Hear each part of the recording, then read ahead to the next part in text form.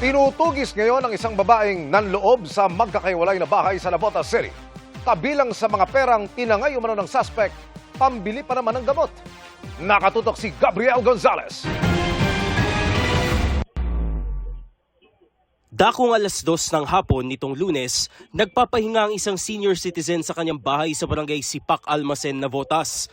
Nang pumasok ang isang babaeng nakaitim na t-shirt at dahan-dahang kinuha ang wallet sa nakasabit na sling bag sa kama.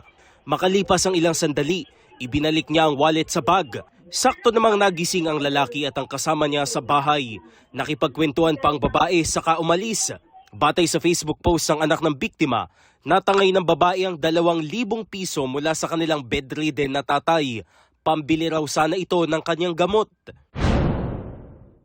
Sa barangay Bagong Bayan South naman, bandang 3:30 ng hapon nang makita ring pabalik-balik sa isang compound ang naturang babae.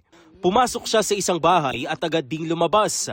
Natangay na pala noon ng babae ang cellphone ng nakatira sa bahay.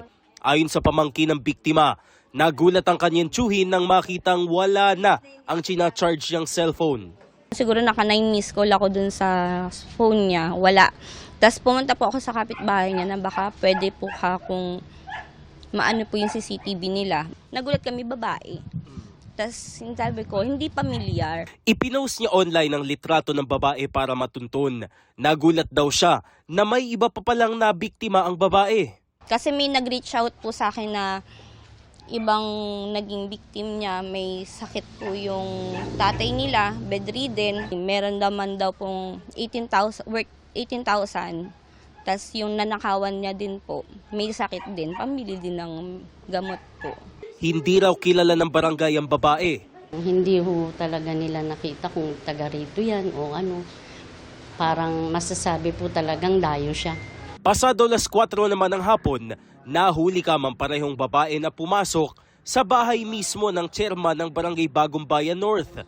Nakita raw ng kanyang anak ang babae, kaya agad itong lumabas. Buti nandun yung anak ko sa may CR. Nung pagbukas niya, nakita niya, nandoon, may balak na siyang kunin. Nagulat yung anak ko, kasi sinita ng anak ko, sabi, "Oy, bakit ano yan?" Sabi niya, nakagawa siya ng dahilan, na sabi, "Bibili lang ako ng yelo." Ayon sa barangay chairman, problema sa kanilang lugar ang kawalan ng CCTV cameras dahil ninanakaw raw ang mga kable nito.